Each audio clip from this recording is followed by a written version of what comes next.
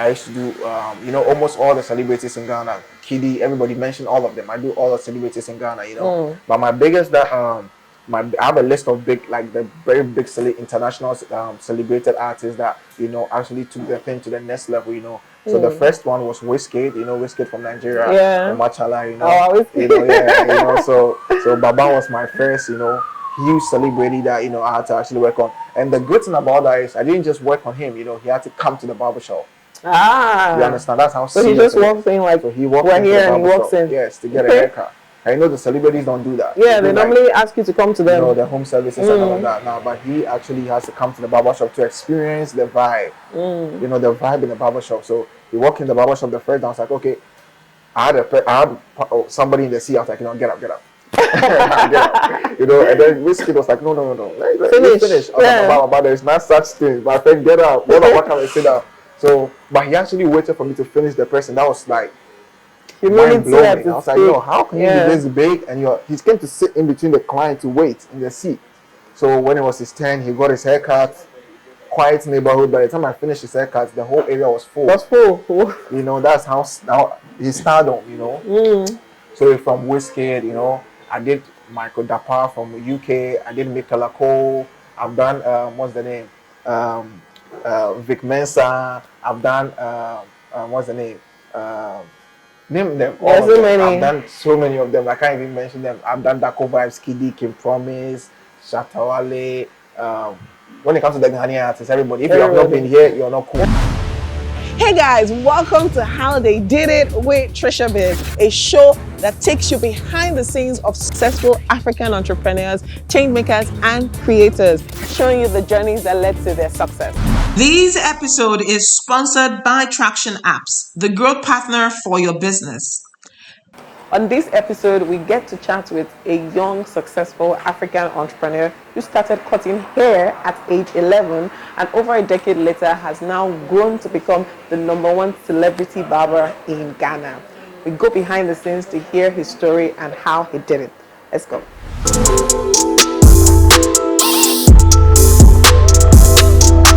All right, guys, so finally we're here with Nate the Barber. Hi, Nate.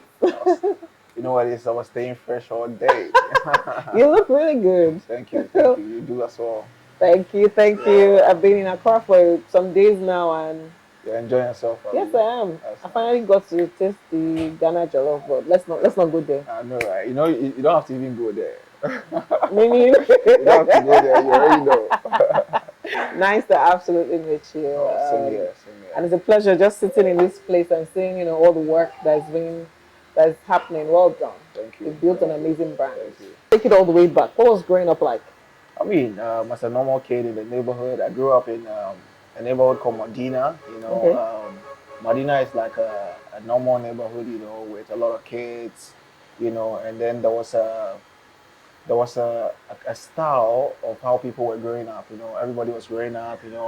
It's either you're able to go to school or you're just gonna be like a hood kid or a kid in the neighborhood. Okay. So I mean, I was between the two. We started off going to school and all of that. So I think after junior high school, we had a break in the house. After junior high school, you have to be at home for like a year before you continue. So, I mean, after school, I used to go to my friend's barber shop. So he had a barber shop. So I was just like a bigger brother, I was a bigger friend or an older friend. So I just go to the barber shop and then just chill at the barber shop. So it was school, then come home, either go play ball with the boys or go to the barber shop. That was just basically it. Interesting. So what attracted you to the barber shop? Why not a carpenter shop or somewhere else? I think I used to do art in school at the time. So, and then I think everything was kind of working together for something, which is today, everything was kind of working together because like when I go to him, what he does is that he send me around, go buy me blade, buy me this, go and wash this thing for me. So it was like a bigger brother. He was just sending me around. Okay. But he just happened to own a barber shop at the time. So when I go to the barber shop, he just, still sending me around and stuff. So I'll just be there, So right after school, I had much time, I had much time on my hands. So I was in the barber shop so much that I started understanding what he was doing. Okay.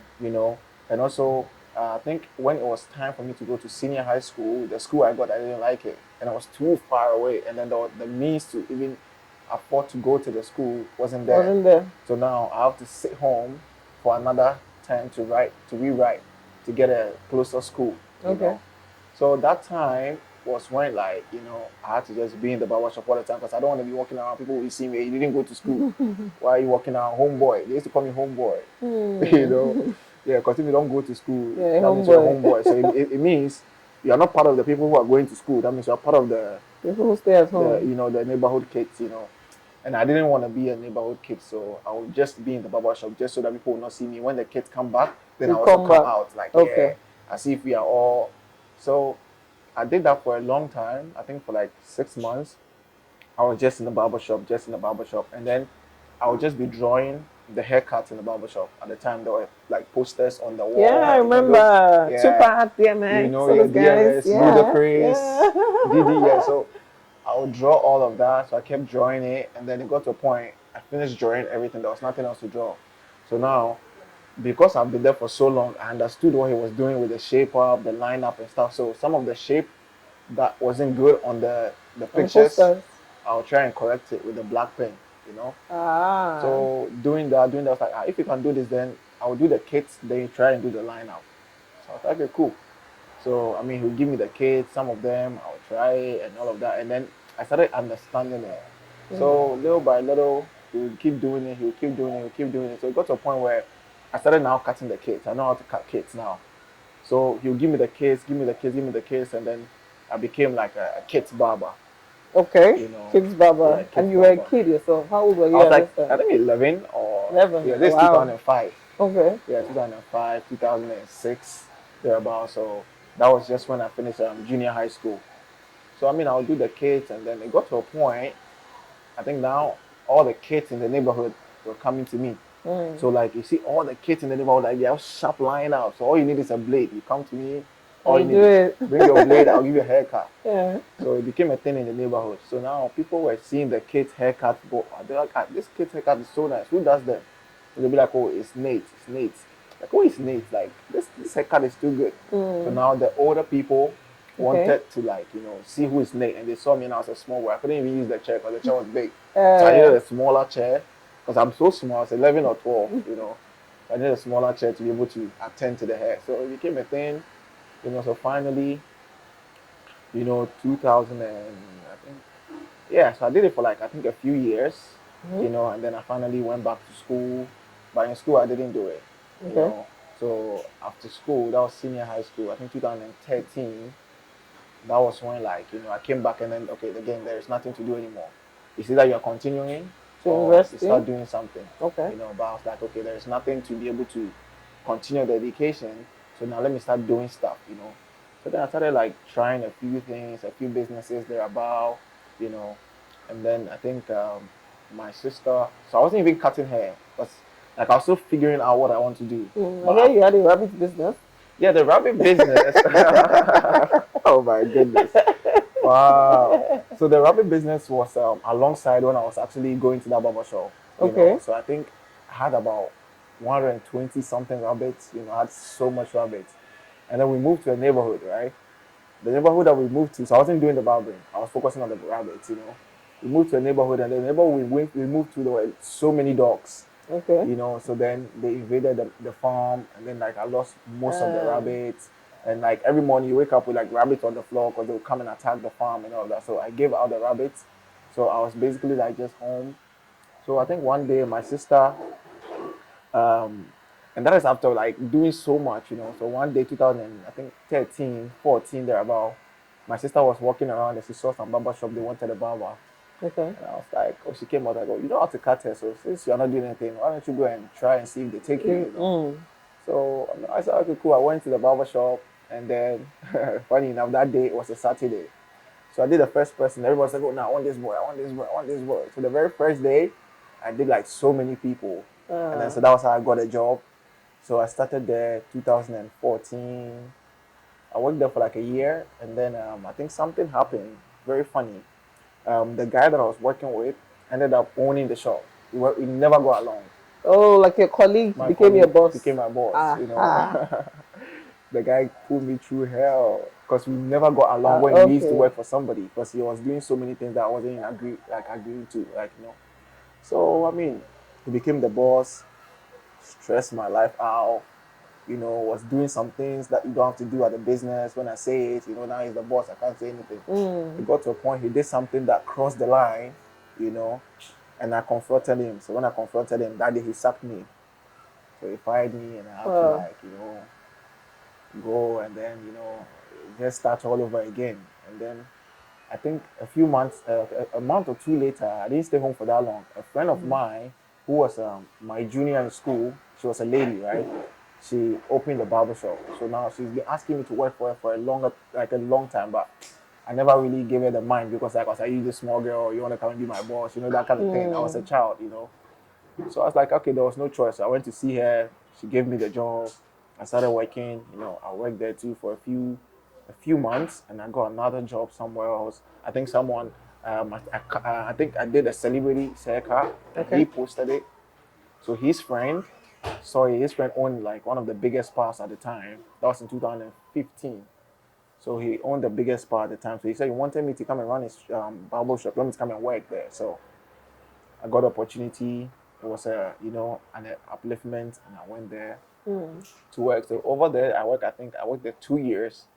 You know, I worked there, and then there was so much that I wanted to do in the industry at the time. You know, like I wasn't okay with the whole barbering thing. Like, you know, barbers go, you wear slippers. You know, They barbers used look to be like, you know, scruffy, so yeah. And then that was the whole idea about barbering. But I never was okay with that. I felt like, no, if I'm gonna be a barber, I'm gonna be different. Like this has to be like different. So even when I started, like you could see that this guy is not just an ordinary barber. Like, you know, I would look good to the barber shop. I would wear my sneakers. You never see me with slippers. Like I look like appropriate for work, you know. So that's also some of the things that I think attracted more people to me because, like, you know, I look serious and I'm not just the guy that, you know, you just want to cut your hair, but you want to actually like be able to hang out with the guy, you know. So that was more of I think my strong side in terms of making clientele because people could actually have a conversation. They don't mind going to eat with me. They don't mind inviting me over and all of that. So there was so much that I wanted to do in terms of the barbering industry, but I used to work for people. Definitely, they're not trying to invest that amount of money because like I wanted things to be done in a certain way, and I wasn't getting it. okay. So when I wasn't getting it, it was always on my mind like, no, I want to change this industry. I want people to respect barbering. I want people to take barbers serious, you That's know. professional. Because even I think I was dating a girl at the time, and you know, she wouldn't let anybody know that I'm the guy she's seeing because I'm a Yeah, barber, you barber. know. So it was really, really something that was really bothering me. So I told myself I was gonna change this, you know. So little by little, the first time I got the opportunity in 2017, I mean, I made some savings that I was able to open my first barber shop, right? So 2017, I opened my first barber shop, and then that was when everything that I wanted people to do or to put in the industry, I wanted to do it myself. So if they can't do it, then I'll do it. So that is when I started, like, you know, all the things that I wanted to do. You know, I wanted the barber shop to look a certain way. I wanted the barbers to dress a certain way. I wanted a style. So if you come to the barber shop, it wasn't just like coming to cut your hair, but you can see it's a lifestyle. You can see like there's a fashion It's a presence, you vibe. know, it's a Yeah. vibe, you know. So I mean 2017, the first one, we started with 2 chairs, you Okay. know, little by little. We didn't even have a seat for you to sit down. So if you come, you have to stand Oh, till wow. it's your turn, you know, you have to you know, so little by little, I mean, I think a few friends came, and when I before I left the place that I have to open my own, it has to be it's a struggle because like the guy knew that I'm the one who brings the clientele, so he wouldn't let me leave. Go. I resigned. He said I should give him 3 months resignation letter. I gave him 3 months. He said he won't let me go. I'm like, yo, bro. So he had to keep my salary for like 6 months. Oh, No wow. salary for 6 months. Because you know, as soon as he pays me, I'm gone. You're gone. So like he'll be paying me in bits. So maybe let's say in 6 months he'll be paying me my 6 months ago salary just to keep up, That's you know. cruel. And then so I took the case like, I mean, it was something that was really bothering me, and I used to tell people and all that. And then her friend, I mean, one of his friends actually was supposed to give him some money, you know. And then the guy told me about the money he's supposed to give my boss. And I said, my boss is owing me for 6 months. He's not paid me. So I need money. If you can give me the money. And the guy too had issues with him. So it's like, okay, cool. your boss is even messing up. So you take the money and I'll tell him that I gave the money to you. The day he gave me the money, I was out. So that was how like I had enough money to be able to do open something. your So first place. even the first place, I had to not work for like 2 months, and clients were looking for me. Where are you? Blah blah blah. So my very close friend, who was my client also, I had to cut him even though the shop wasn't ready. He said, like, I need to cut my hair. Like, where are you? I said, my shop is not ready. He said, listen, wherever you are, I want to cut my hair. He came and he saw the way we were setting up and everything. So he was the person who bought the chair, the wedding chair for me for the first shop. So after his haircut, he said, oh, so why don't you have a chance to challenge? No money. Okay, come and see me tomorrow. Tomorrow I went to see him. He asked me to go and ask for the chair. By the time the chair was like 2,000 cedis, he bought me the first chair and bought me a small office chair, like a receptionist at the time, so a small desk for the reception. So that's how we started, little by little. I had to do like expansions. So Okay. 2017 was the beginning. Fantastic.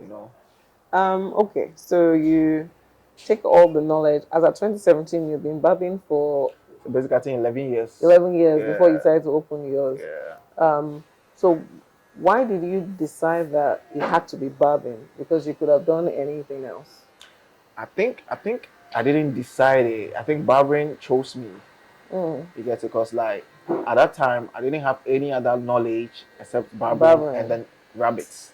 Okay, rabbits didn't do well. It didn't do well. So I mean, it was the barbering. And the truth of the matter is, my family was okay, but I couldn't go to university because we couldn't afford it.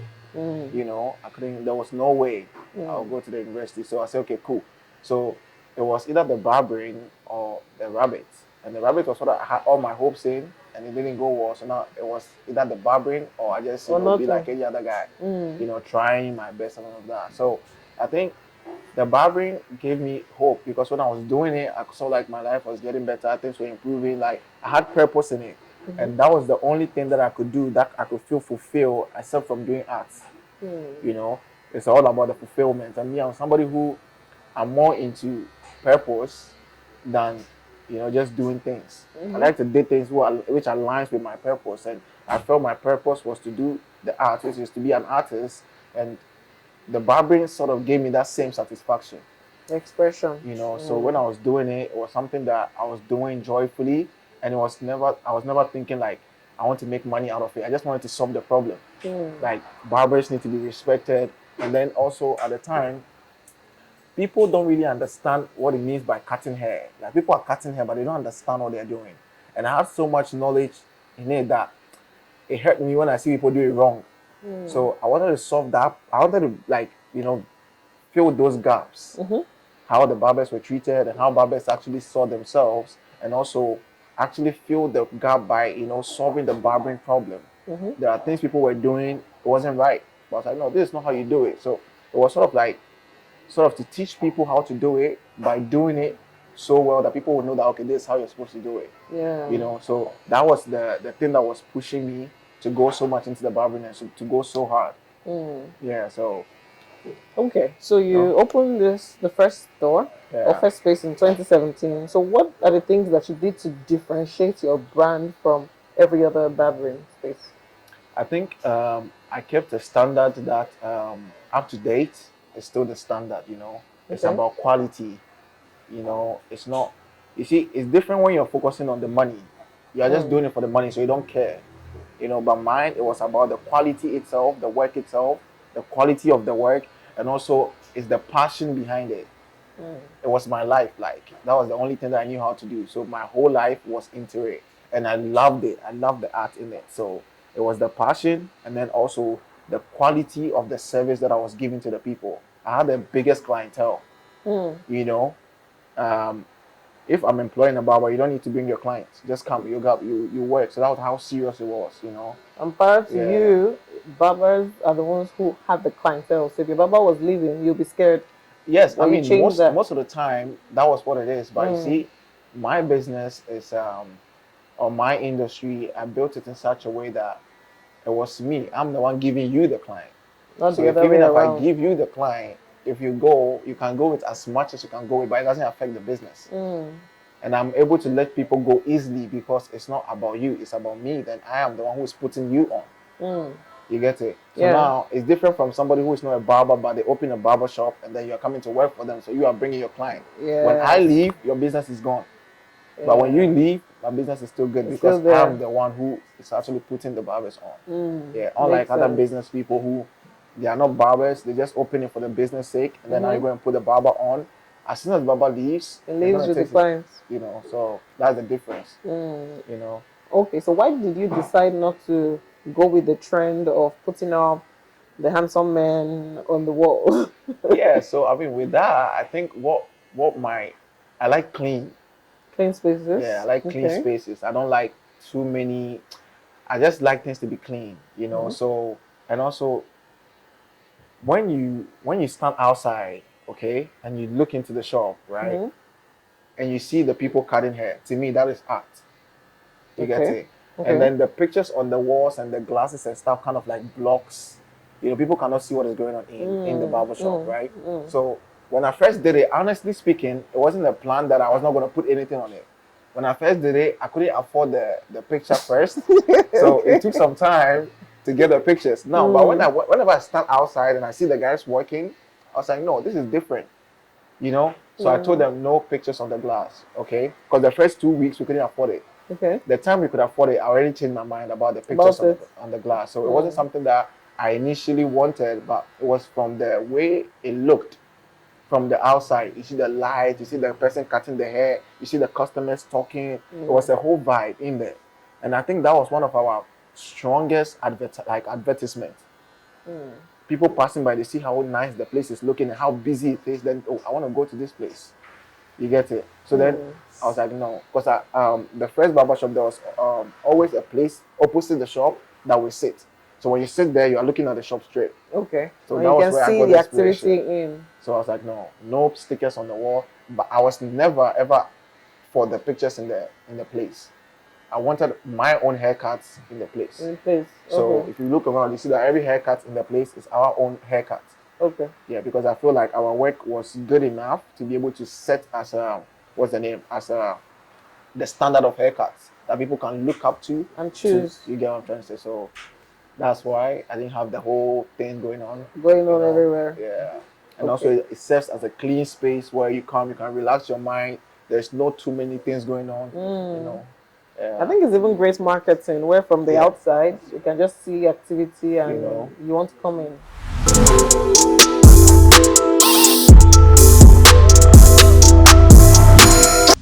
Okay, so how did you get to build your clientele? So you're new in this business, you have your first space. So what marketing strategies or what did you do?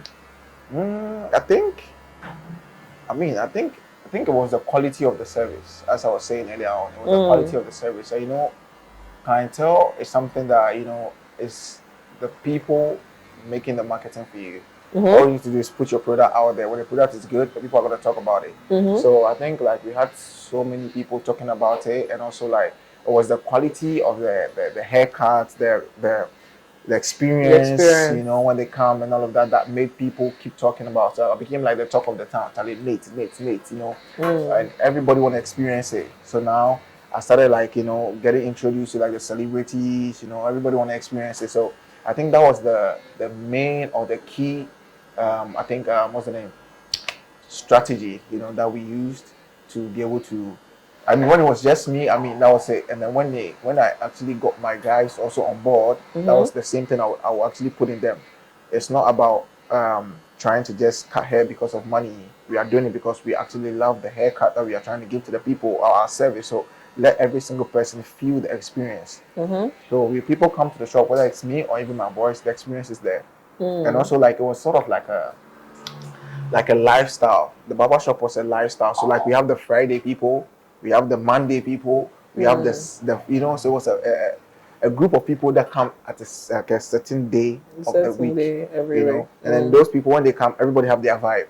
The Friday people are the people who like to argue a lot about the football, you know. So it was always like that experience.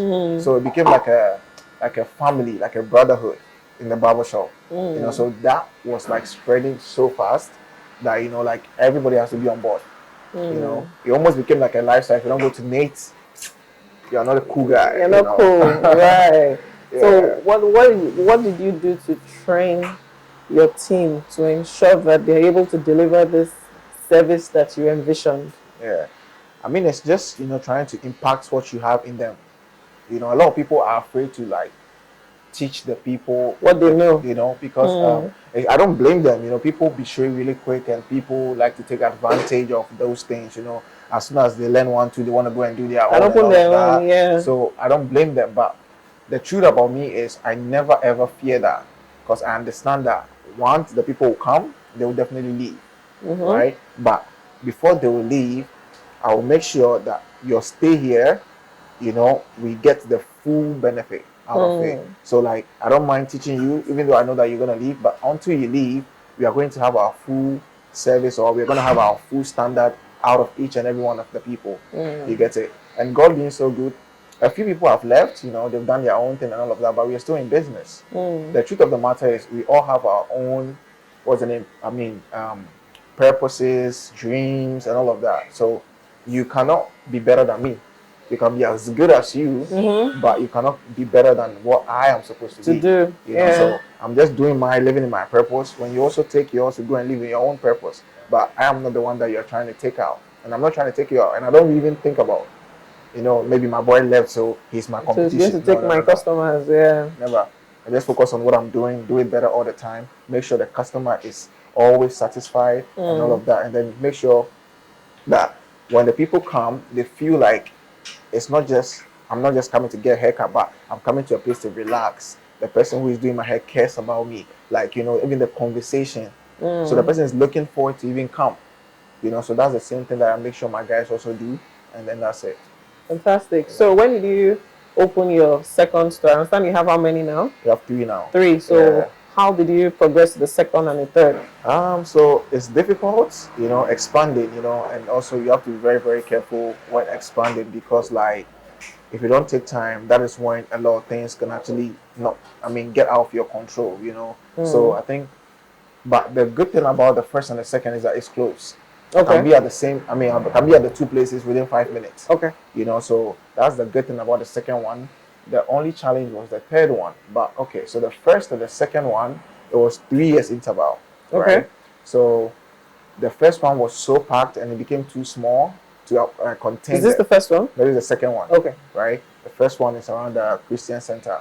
So the first one became too small and it couldn't contain the customers, the clientele. So now I wasn't even ready. Like, we have to do it because like people come and they are full in the shop and they're standing outside. Oh wow! They just come and cut their hair, and it was becoming like too much. So then the second one was this one. When we did this one, I think this one was in 2019. Okay. Right after just before COVID. Listen, if you want to know about COVID, that one is another matter. Because listen, right into COVID, that's where we put all our investment into this. So COVID hit us like really bad. So during COVID, like literally. Listen, my guys has like, COVID was so bad. How did you survive it? I think it's by God's grace. It's by the grace of God, because we saw businesses that were bigger than us collapsing right in our eyes, like, So I think what we did, and my guys were so loyal, right inside the COVID time, things were difficult. They couldn't get their salary, but they still wanted to work, So we have to like literally be hustling. Any small money we share it among ourselves just to eat. Because lockdown, you don't have food to eat. The lockdown was like almost 2 months. You don't have food to eat. But then you call them that, okay, go and do this, they go and do it. So everybody small. And then like little by little, we I think after 6 months, we started getting back on our feet. But I always like to like appreciate my guys because they were so loyal during the COVID time. All I just told them that, listen, this is going to be good. Let's just go through this and then things are going to get better. And they believed it. And then, we came out of COVID and then we survived COVID. And I think, what even happened? We lost a few people also. Customers weren't comfortable coming to the barber shop because of the whole COVID thing and all of that. But I think it was mostly God and then also the hard working of the guys. Okay. This is me interrupting your watch time to tell you to like this video, share it, and also subscribe to my channel. You're still watching How They Did It with TriciaBiz. Okay, so COVID slowly eases off. This place is operational. So when did you decide, we need a third one? Yeah, so I think the third one, Um, the third one, what even happened? The third one, a friend of mine promised me a space. I've been thinking about the space in Osu for the longest time because I knew that we were going to do East Legon. I have certain locations that we want to be in. We don't want to Okay. be just anywhere. Okay. So we knew that the third location was going to be in Osu. So one of my friends came in and was like, "Oh, Charlie, yo, I have a big space in Osu. I don't have use for it. Do you want it so that you can just use it? Because I want like to attract traffic. So since you already have people, come and Okay. use my space so So that that you can bring in the people. now we started talking about this. We are ready to move. Now my guy was acting funny. Like, oh, Charlie, okay, no, right now, let's not do that. I want you to work for me. I want you to. I'm like, bro, like, be straight. So, like, he wasn't being, like, straight to the point. And I saw some fishiness. And I was like, okay, you know what? Let's forget about it. So then, already, my mind has been set to the place. Now I saw the advantages and the potential in the area. And I was like, Okay.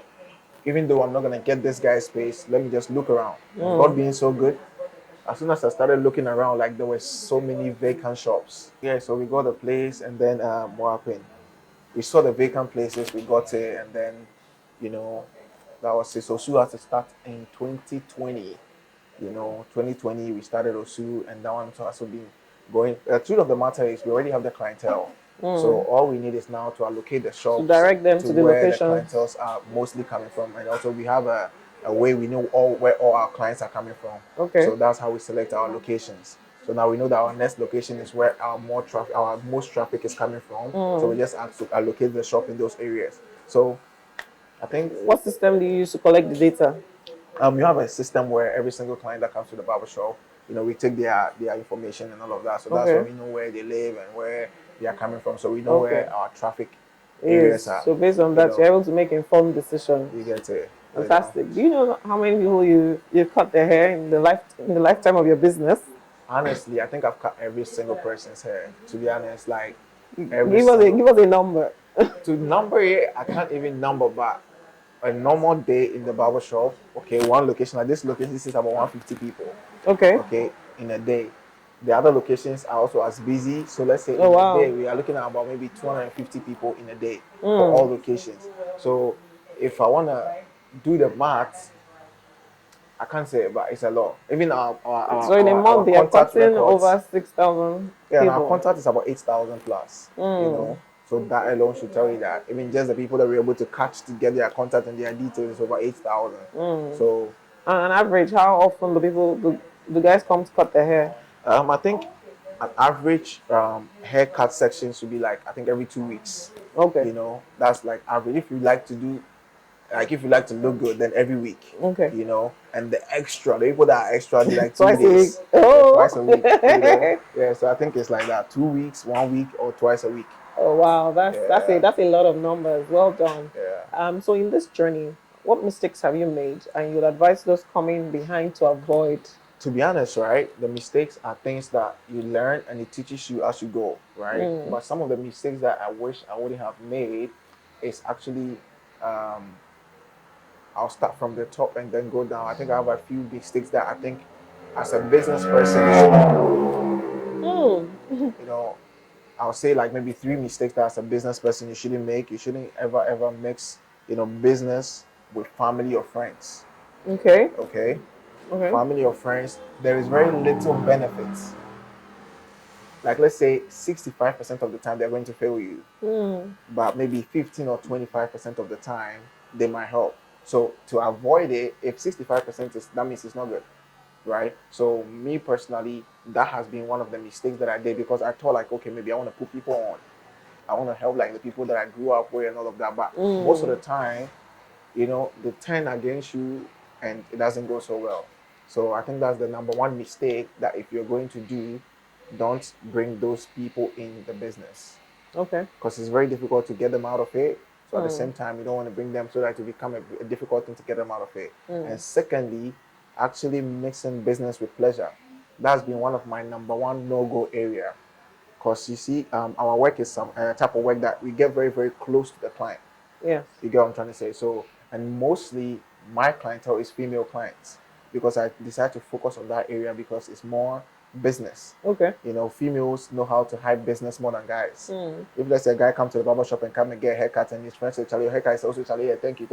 But if you tell a girl your haircut is nice, they'll be like, oh yeah, you know, my barber, Nate the barber, let me show you his page, you know. So girls are more like, you know, girls give It you promotes the promote business business better. more. So I like to focus on that for promotion, right? So I think I should have told you that that's one of our key what's the name areas that we use to promote our business as well, the number of girls that we actually service, you know. And then apart from that, I think the last thing is not focusing on the money. What do you mean? Like when you're into business, you don't do the business because you are thinking you want to make so much money, Okay. right? But we want to make money. We want to drive big no cars. the money will come, right, when you Okay. focus on solving the problem. You understand? Because people have problems that they want people to solve for them. So now when you solve the problem, now you become valuable to the people, right? And the people will pay for it. But when you focus on the money, you will see that you don't give quality. You understand what I'm trying to say? I'll be cutting one person's hair for like, let's say 45 to an hour. It's not as if I don't, if I can say I'm done, right? The person will be like, okay, but it's not quality. Okay. But because I'm focusing on the product that I'm giving, people now like it so much and the other people like it. So now that also brings the business. You see, so I think that that's one of the things that people do by focusing on the money and they forget about the service or the product they are actually putting out there. Yeah, so I mean, the three key, I think, what's the name? Advice or Mistakes to avoid. Mistakes to avoid is not to actually, you know, mix the family and friends. A lot of people be like, oh, why are you saying that? But you know, the truth of the matter is those who know knows.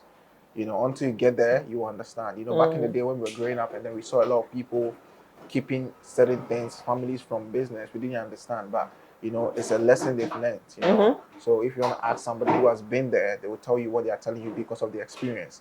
It's okay for you to want to try though. That's up to you. But for me to advise, this is what I'm gonna say: you keep it out, and then secondly, you don't mix it with pleasure. You know, because somebody came to your premises to have a service, you don't take advantage of it. You know, that's mixing it with pleasure. And then the third thing is not focusing on the money. You know, if you do this, I think those are like one of the biggest distractions in business. If you're able to take those distractions out, I think you'll be able to do pretty good. well. Yeah. What do you think you do to get loyal staff? I don't think it's what because that's like a huge complaint for many business owners. I think it's it's by default what the business is about. Okay, because like we first loyal to you, we take care of you. You know, we treat you like family. What does that entail? Well, so like whenever I have a staff, what I do is most of my staff come from far places, right? We give you shelter, you know, we take care of you in that sense, and then also we are able to give you what's the name?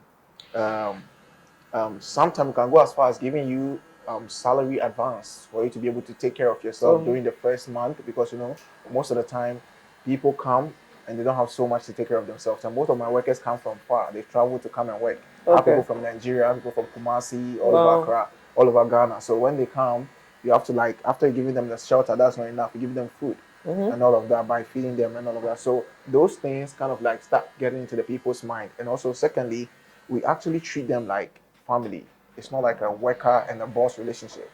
It's family. We make you feel important. We make you feel like you're actually cared for.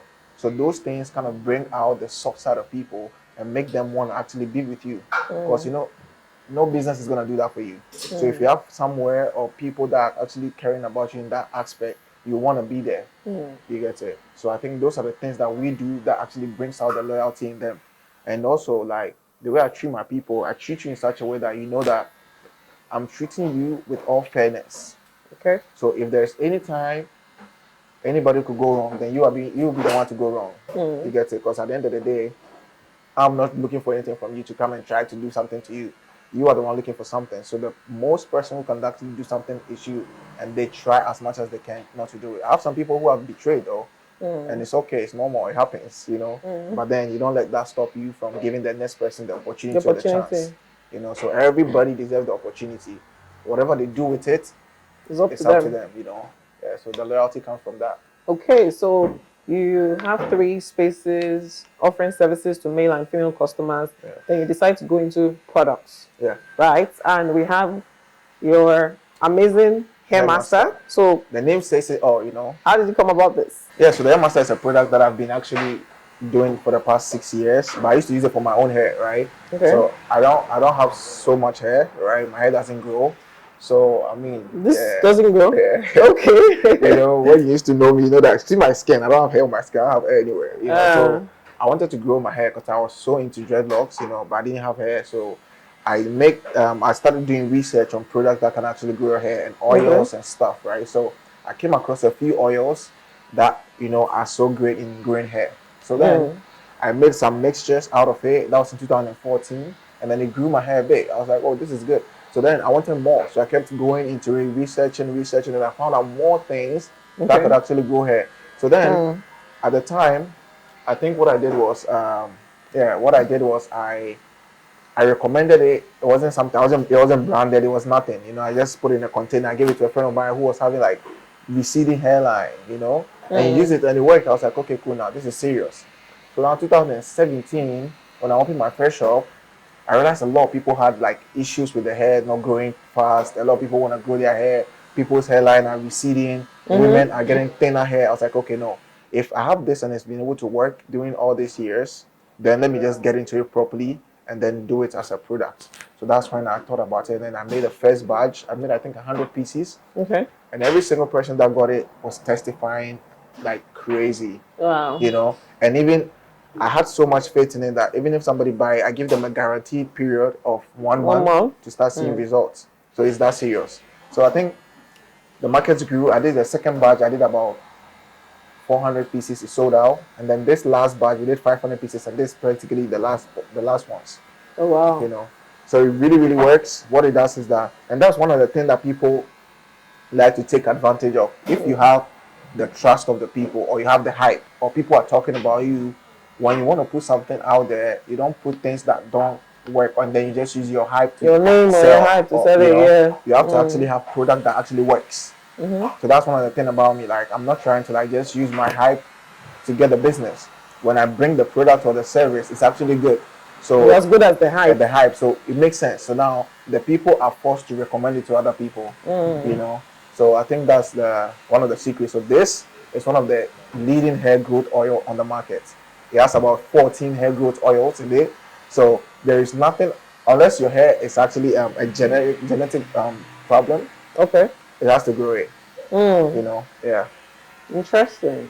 Unless it's a genetic problem, it has to grow. It has to grow it. You know. Got you. Okay, so I think we're slowly finding down. You know, it's just been interesting. You know, hearing your growth story. In your journey, have you had people who look down at you or talk down at you because of your chosen profession? Because, you know, when growing up, they always told us you have to study to become a doctor, lawyer, banker, etc. And they were very specific with you have to study hard so you don't become a barber or a carpenter or stuff like that. So do you encounter people who disrespect you because of your profession? I think that's what made me go hard, actually. You know, because it was so much that, like, people were even predicting that you will not go any further. You know, so I think that was the fuel to the journey by wanting to prove people wrong. You know, because like I believe in it so much that I said, no, if I can do this, I can make it good. I can make it attractive. So then that was the whole idea. Because people didn't think it was anything better, I wanted to make it. Now, I wanted to change the narrative. Yeah. I wanted them to see it as something good. So that was the whole fuel. You know, almost everybody that I know, I was growing up with at the time, looked at it as if, you know, you are going to even fail. You know what I'm trying to say? They literally made you know that, listen, the way the path you're taking, you're going to fail. You know, but guess what? I'm almost employing almost all of them. You get it? So it's just how you do it. I believe that everything you're doing, based on how you do it and how you present it, everybody can make it to whatever they are doing. It's just how you do it. And first of all, you have to be true to yourself. You know, you don't have to do it because of the benefits and all that. You have to be true to it. You have to try to solve the problem with it. And also, after you want to do it, you have to make sure you are passionate about what you're doing. You know, because when you're passionate for some time, people start to believe what you believe in. You get it? So I think almost everybody around looked down upon it. Almost everybody didn't believe in it and all of that. But today, they all understand the journey and they all appreciate the journey. So due to that, everybody respect the craft now. So now even barbering in the whole country now has become a thing. You know. So I think we've had it, but we've been able to conquer it. So I hear you're a celebrity barber. I mean, yeah, we've done almost every celebrity, so you know what it is. So. Okay. So how did that trend happen for you? Yeah, so I think, everybody wants good stuff. So they also wanted the good stuff, and I had a few people who were connected to like the right people. Okay. It's all about having the right connect, So I think I used to do Shatawale like back in 2017. I used to do, almost all the celebrities in Ghana. Kiddy, everybody mentioned all of them. I do all the celebrities in Ghana, But my biggest I have a list of big, like the very big international celebrated artists that actually took the thing to the next level. So the first one was Wizkid, Wizkid from Nigeria, yeah. Machala, Oh, so Baba was my first, huge celebrity that I had to actually work on. And the good thing about that is I didn't just work on him, he had to come to the barbershop. You understand? That's how. So he just walks in like. So he walks in here and he walks in. Yes, to get a haircut. I know the celebrities don't do that. Yeah, they normally ask you to come to them. The home services and all of that now. But he actually has to come to the barbershop to experience the vibe. The vibe in the barbershop. So he walked in the barbershop the first day. I was like, okay, I had somebody in the seat. I was like, get up. Get up. And then Wizkid was like, no. Finish. I was like, but there's not such thing. My friend, get up. What can I sit down? So, but he actually waited for me to finish the person. That was like, mind blowing. I was like, how can you be this big and he's going to sit in between the client to wait in the seat. So when it was his turn, he got his haircut. Quiet neighborhood. By the time I finished his haircut, the whole area was full. That's how he stardom. So from Wizkid, I did Michael Dapar from UK. I did Michaela Cole.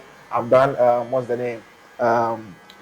Vic Mensa. I've done what's the name? Name them all. There's so many. I've done so many of them. I can't even mention them. I've done Daco Vibes, Kiddy, Kim Promise, Shatawale. When it comes to the Ghanaian artists, everybody. If you have not been here, you're not cool. I know I'm interrupting your watch time, but this is so important. I wouldn't interrupt it if it wasn't important. Now, this is a message for business owners in Nigeria, courtesy our sponsors for this episode, Traction Apps. Now, they want me to let you know that you should not be POS less. If that's a thing. So if you have a business and you need POS for the business, Traction Apps is your best friend. They've got you. So they have 3 types of POSs, but in this video I'll be talking about 2, the ones that I'm holding. So we have this one. This is Traction 1, right? It basically runs like an Android phone. So when it is on, you see that the Traction app is installed on the POS. So you can basically manage your stock, your inventory on it and still use it to receive money. Now, this POS is going for 100,000 naira, but they have a lease to own solution, which is you get to just pay 500 naira every day until you complete your payment. Okay, so this is one. It is a POS and it doubles as a phone, a device as well, an Android device where you can operate the app on it and just see everything happening on your account. Now we have the regular POS. We'll call this Traction Pro. Okay, so it's a regular POS like you slot in your card here. So I'm just going to turn it on. You can do all the whole purchase and whatnot and issue receipts. Now, this POS is going for 50,000 naira. But again, you can lease to own, which means that you can start paying 150 naira every day until you complete your payments. So if you've been struggling to get POS for your business, just go to the link in the description and apply for one. You'll get it within 48 hours. It is that fast. Remember, I always say Traction Apps, they're every business owner's friend. They're your partner because they have so many solutions to help you win and to help you grow as a business. So let's get back to the video of today. Enjoy. Cool. If not been your hair, you're not cool. Take it. So that's why my cool guys is actually been in the chair too many times, So when it comes to the celebrities, I've done almost everybody. I can't even remember the names of it, there's so many. Yeah. Great. So looking back now, that young man who struggled Yeah. couldn't go to university, Yeah. and many years later, you have 3 outlets, you have thousands of people who have cut their hair in one of your spaces. You have so many celebrities who say, this is the best haircut I've ever had.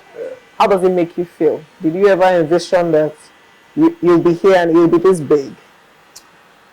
To be honest, I never thought of it, but when we started the journey, I knew I wanted it very big as a business or as a brand myself.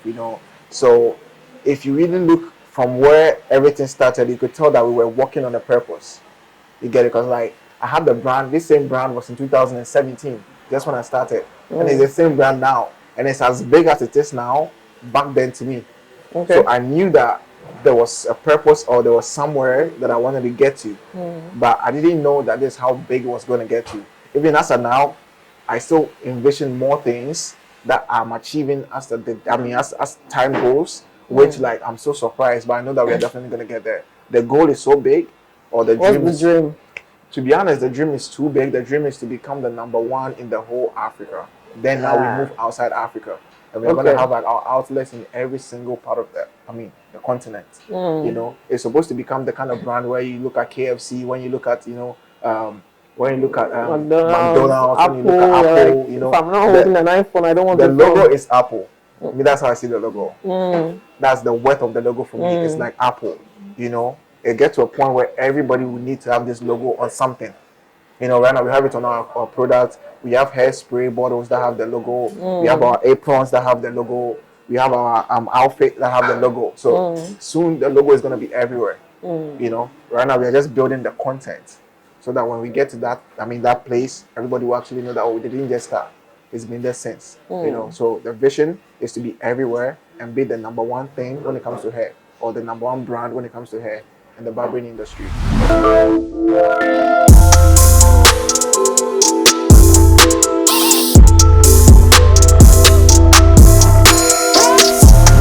Okay, so what is the most valuable business lesson that you have learned and you want to pass on to upcoming entrepreneurs?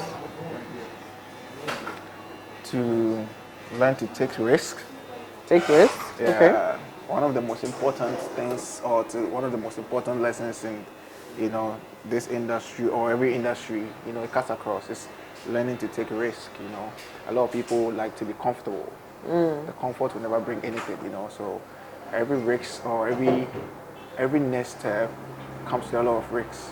So until you're able to take that risk, you're just gonna be where you are. So if you want to grow or if you want to do something different, you have to learn to do something that you've never done.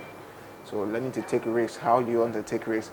Risking to expand, risking to, because you don't know what is on the other side. On this side, yeah. So trying to do it is like risking everything. Because if you do it, like for instance, like the first time I wanted to move, if I didn't move, I would never know that all of these people can actually come out with me. Come to you, yeah. So it was the first move that I made by risking everything. Because it was basically risking everything. I was comfortable where I was. I had my people coming in, but I wanted something more, something better, something bigger. So the first risk that I took was to ever be on my own.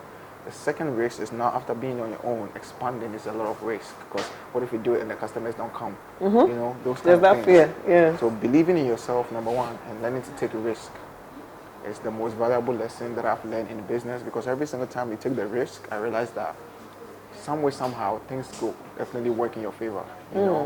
God also, believe in people who believe in Him. So you take the risk and you let God do the rest. Fantastic. Take the risk and let God do the rest. It's been amazing talking to you. Thank you so much, Nate. You're welcome. You heard it. Take risk and let God do the rest. It's been amazing hanging out with Nate the Barber. I'll see you on the next episode of How They Did It with TriciaBiz. Peace out.